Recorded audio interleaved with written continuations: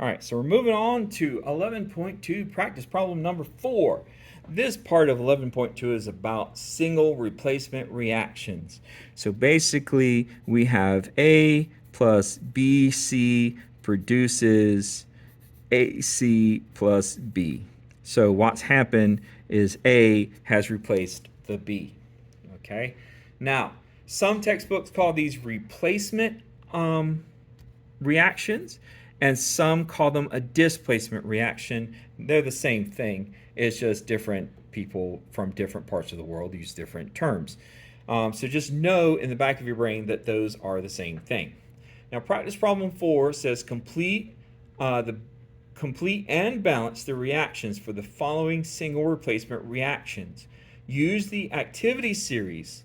If no reaction will occur, write NR for no reaction. Now, in your reference tables, there is an activity series.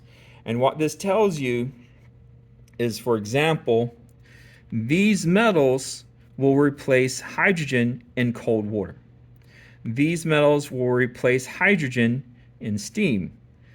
All right, these metals will replace hydrogen with an acid, and these will replace oxygen to form oxides. Okay. Now, there's a more detailed one in your textbook, and we may need to look at that too, but we'll look at this. Okay. So the first one, all right, so this is 4A. We have FeS in a solid state plus MgCl2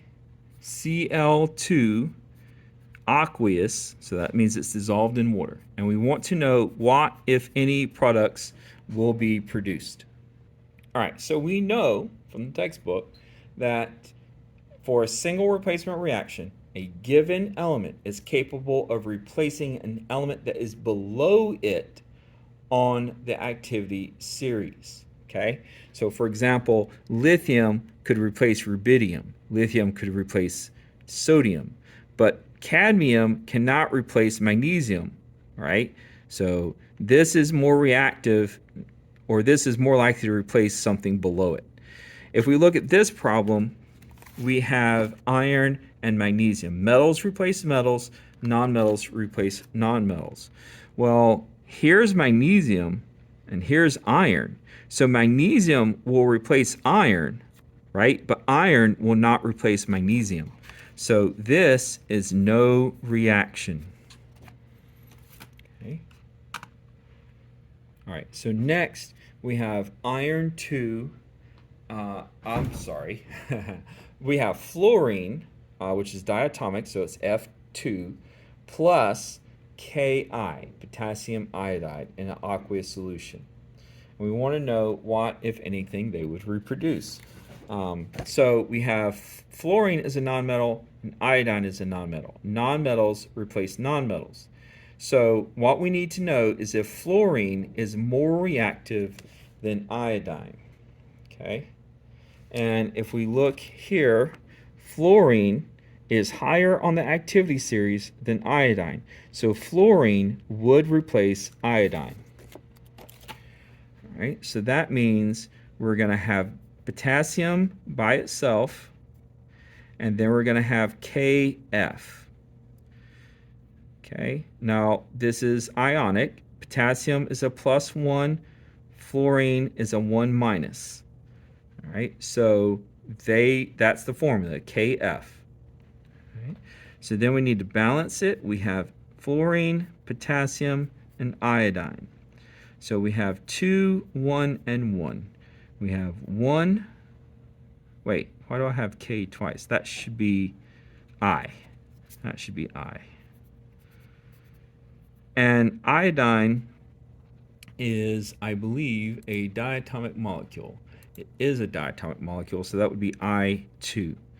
So we have 2 iodines, and we have 1 F. All right, so we need to balance this. If we put a 2 here, that's 2 times 1, that's 2 potassiums. 2 times 1 F is 2 fluorines.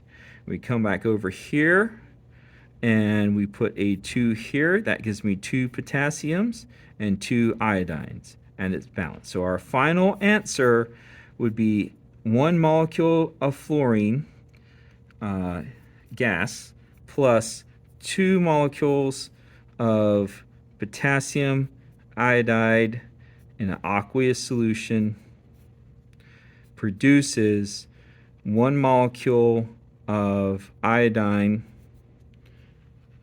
and that would be gaseous,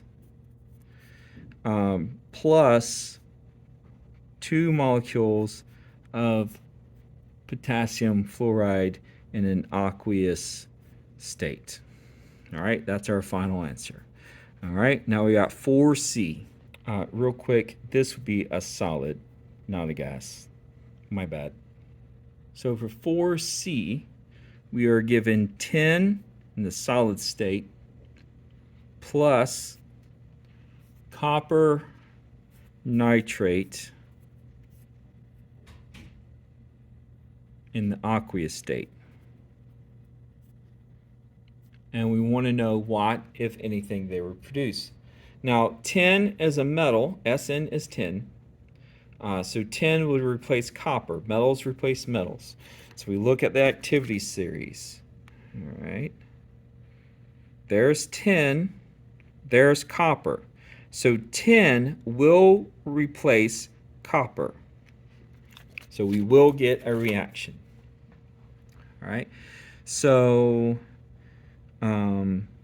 we know that we're going to have copper by itself, and we're going to end up with tin nitrate. All right. Tin is most stable when it is a 2+, and nitrate, if we look at our polyatomic ions, nitrate is NO3 1-. So this is a 1- ion. So the lowest multiple is 2. So I'm going to need 1 tin and 2 nitrates. Okay? And then the copper would just be by itself. And so now that we have the skeletal equation, we need to balance it. We have tin, copper. Nitrate stays the same, so we can treat that as if it is an element, even though it's really a molecule. We have 1 tin atom, 1 copper. We have 2 nitrates. 1 copper, 1 tin, 2 nitrates. So that is already balanced. So our final answer would be tin in the solid state plus copper nitrate aqueous produces SnNO3 in the aqueous state plus copper in the solid state. All right.